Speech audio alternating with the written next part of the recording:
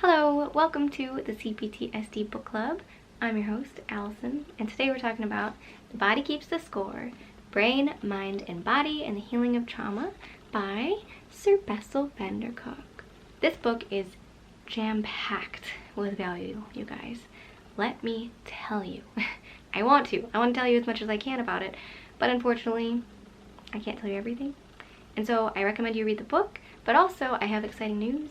I have created a website, and on that website, a page for each book of the book club for me to share my notes with you. Because I believe that while I can passively read, and you can passively watch this video, it digests and is absorbed into our minds and bodies and brains better if we actively take notes or actively take away a tangible bit of notes from watching, from reading. So please check that out, because I worked so hard to create it, and also because it's better for your learning, okay? It's at www.proactiveresilience.com. The link is down below. It's in the comment section, pinned in that comment.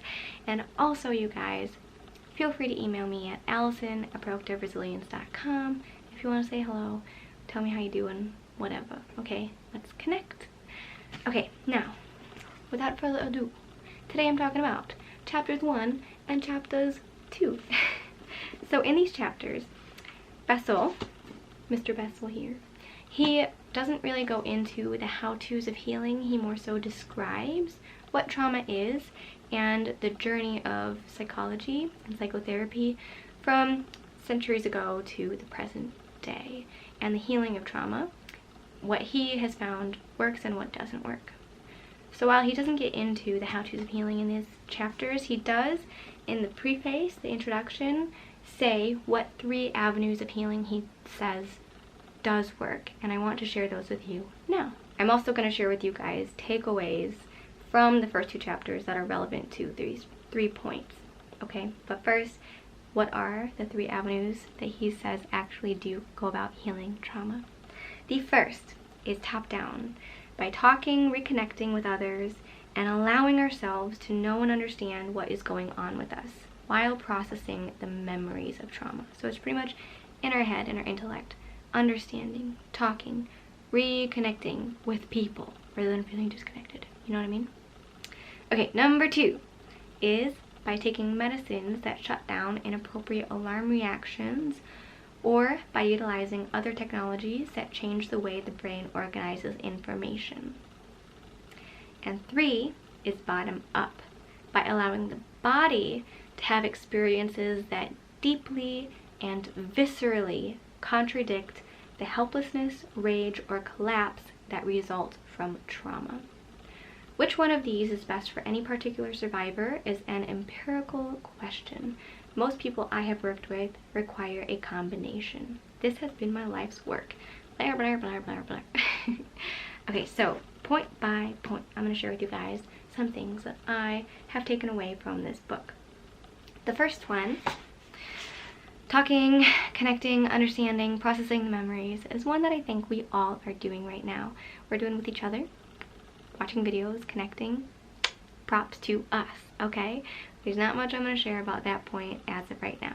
The second point, taking medicines that shut down inappropriate alarm reactions or utilizing other technologies that change the way the brain organizes information. That sparked stigma within me when I first read it. That first part about taking medicines. But there are a couple points that he says that really made me change that stigma and be really open-minded to using medicine to help us heal. So I feel a stigma because not only do I struggle with personality difficulties in people in my life and relationship dynamics and inner conflict, but there's also a lot of substance abuse that I've experienced, both personally and in people who are close to me. Lots of people close to me that have given me a really hard time, and so I just have this stigma against substances in general. But enough about me. Let's hear what Bessel has to say. Earlier in the introduction, he says, I quote, "While we all want to move beyond trauma, the part of our brain that is devoted to ensuring our survival deep below our rational brain is not very good at denial. Long after a traumatic experience is over, it may be reactivated at the slightest hint of danger and mobilize disturbed brain circuits and secrete massive amounts of stress hormone. Feeling out of control, survivors of trauma often begin to fear that they are damaged to the core and beyond redemption. So on that last note, further into the second chapter, I believe, Bessel says that while medication doesn't necessarily solve the root cause of trauma, it can provide survivors life-saving relief. People who have struggled for so long and who are so exhausted by trying so hard, they can find a lot of relief, in some cases life-saving relief, from the help of medications. And then going further into this paragraph where he says, part of our brain that is devoted to ensuring our survival, deep below our rational brain, is not very good at denial. It still is reactivated at the slightest hint of danger and secretes large amounts of stress hormones. So something that he says is that the rational brain, it can be very good at denial, right?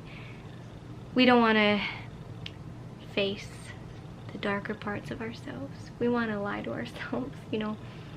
We can be our own self-sabotage reason why we don't get better, just denying the truth of certain realities, certain things that we do, certain things that we think, not accepting the reality of things, you know, bringing old things, projecting old fears onto our present, all this stuff. Our rational brain plays tricks, denial, yes, but the deeper part of our brain is not good at denial. The part that's just instinctual, secretes stress hormones, reacts in the same way, that probably influences the rational brain a lot.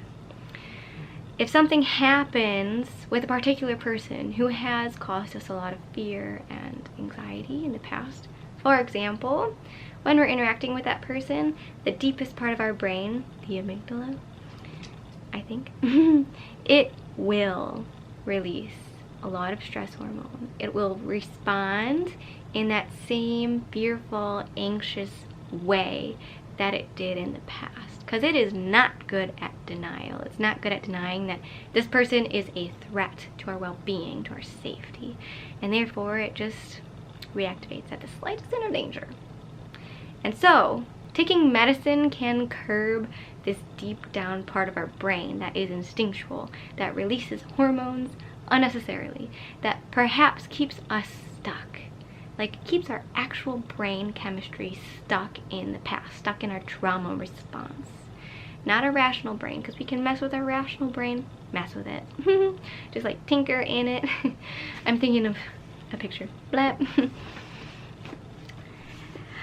We can tinker with our brain, we can try and tweak it, optimize it, but if our inner brain, our deep rational brain, is still not tweaking itself, it's just going about as usual business, we may not get anywhere, and it may sabotage our healing. And so medicine may help curb that natural response, that reactivation of alarmed systems, and help us move forward. You know, going back to the point that I made about how our rational brain is in denial sometimes. Maybe it's in denial about the fact that things are in the past, that we are in denial. Maybe it's in denial about the fact that we're like causing our own problems, or it's in denial of the fact that like there is a problem.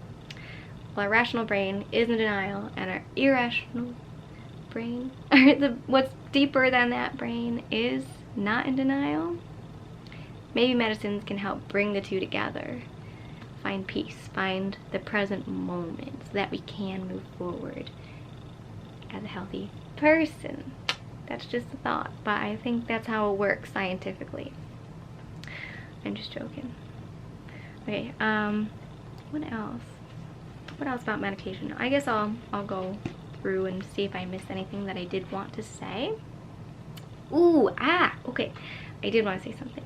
The other part of this number 2, taking medicines, is by utilizing other technologies that change the way the brain organizes information. And while this may not be a technology, it's kind of a system that I use myself, that I kind of created. Something that I do that has been a massive help is affirmations. I spoke of some affirmations in my most recent video. I spoke of spirituality. I affirmed to myself that I am cared for by people in my life, yes, but also on a grander level. I am taken care of. I am cared for. My life is cared for. It's okay. And my family is cared for. And in a way, it's like taking a medicine. No, it's not. No, it's not. But it's reorganizing my brain to, instead of think that I'm not cared for, I have to work so hard, I have to be so stressed, because that is a viable belief that I once held.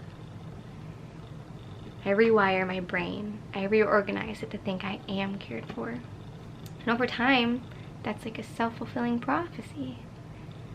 I care for myself. I see the opportunity to care for myself, and I do, and I look for that. I look for truth in it in my life. I see ways that I am cared for, and over time, it really does change how my brain works. I am cared for. And with my family, I look for ways that they're being cared for, and I see that. Even if they don't, it helps me, helps my brain. So I say a lot of affirmations. I write affirmations. I write things into existence, you could say. I listen to myself say affirmations, say these things about myself.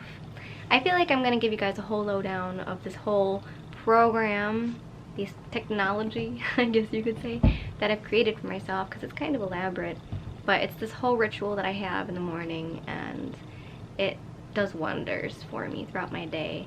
And when I go a little while without doing it, I just notice myself get down in the dumps again, and it works for me. So I'll share it with you guys one day soon. But I don't think you need medicines to reorganize your brain, but they can be helpful.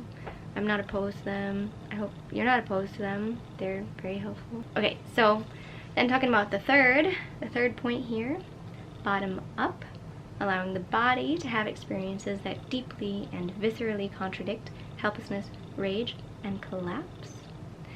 Something that I took away from within these chapters, so powerful, you guys, was Bessel went to this conference on psychology and heard this man talk about his discovery of learned helplessness.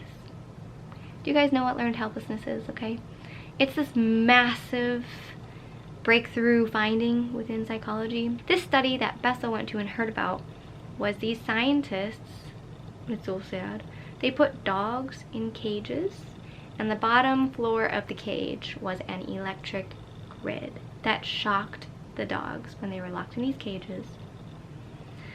And the dogs had no way out, had no escape from the pain. Then, to experiment, these psychopath scientists, I just would never do that to a dog, is why I call them psychopath. They're very smart people, I'm sure, just perhaps a little heartless, I don't know.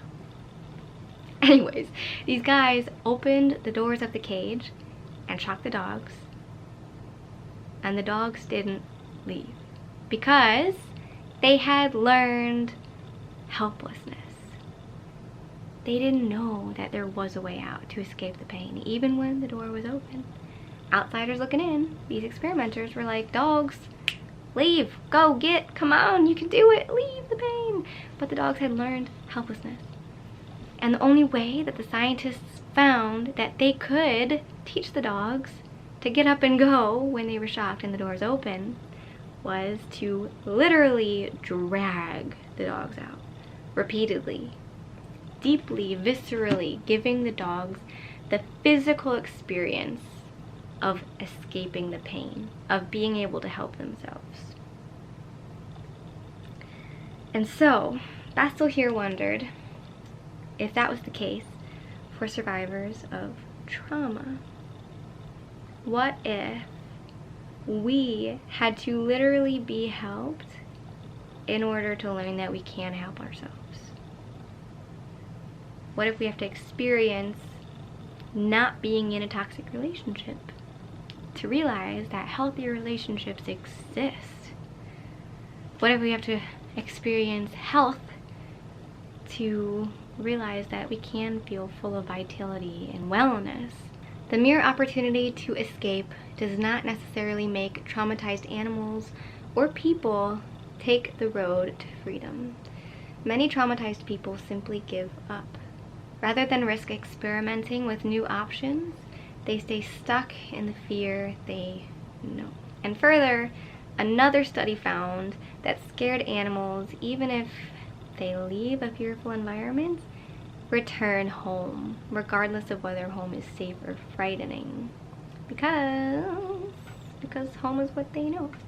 Someone else was talking, I think he was just talking about a patient of his who kept returning to these toxic, really abusive relationships because the compulsion to repeat is so strong.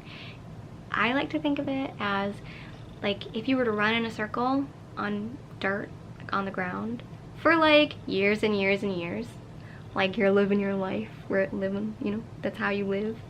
You make a rut, you make a literal rut in the ground. It would be an indent in the ground. And to like hop out of that rut,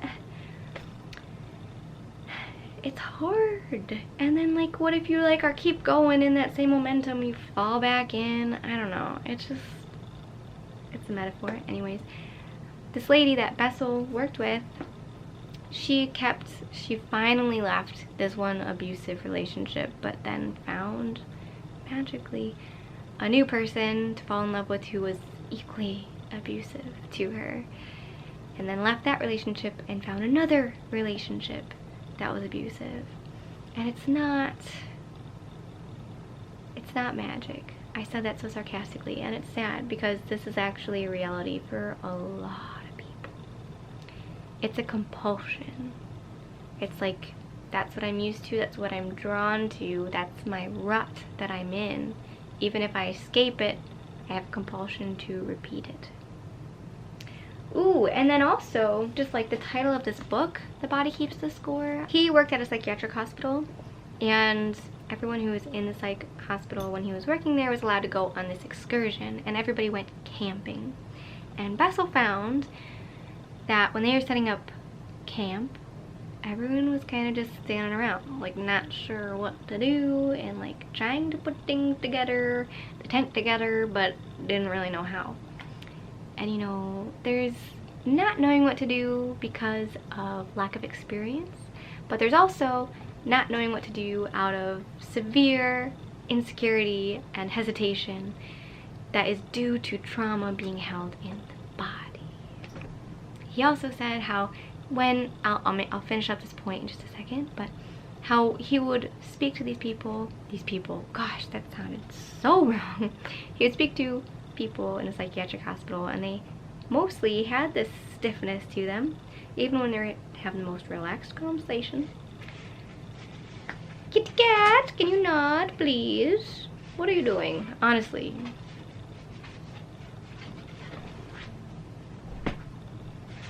It's this. How fun. How fun. Oh, he's looking at me like, I want that. Give it to me. You took away my toy. Okay, anyways. Trauma's held in the body, okay? So I have had this experience when I went camping for the first time. Yeah, I didn't know what to do, but I wanted to pretend like I knew what I was doing, but I just couldn't because I'm such an awkward person, feeling uncomfortable sometimes, that I get what he was saying when he said they were all just not doing things out of this trauma response held in the body. You know, when I go to someone's house that I'm not super comfortable with, and I go to just get myself a glass of water, for instance, I have this energy, and I like open the cupboard and grab out the cup, and I close the cupboard, and everything is just like, oh, so tense. Like, even just pretending, like thinking of the feeling in my body, it's like tense. Like I don't even know how to get a glass of water sometimes. Yup. I resonate. People have watched my videos and said that they can see how I hold myself so reserved, so stiff, how I'm so unnatural. Trauma response, hello. So yeah, I can resonate with that. It's all in the energy, very subtle energy within your body. Subtle yet powerful within your body. It's held. And yeah, there's so much more to this book that I could share, but honestly, it'd be doing you a disservice to share.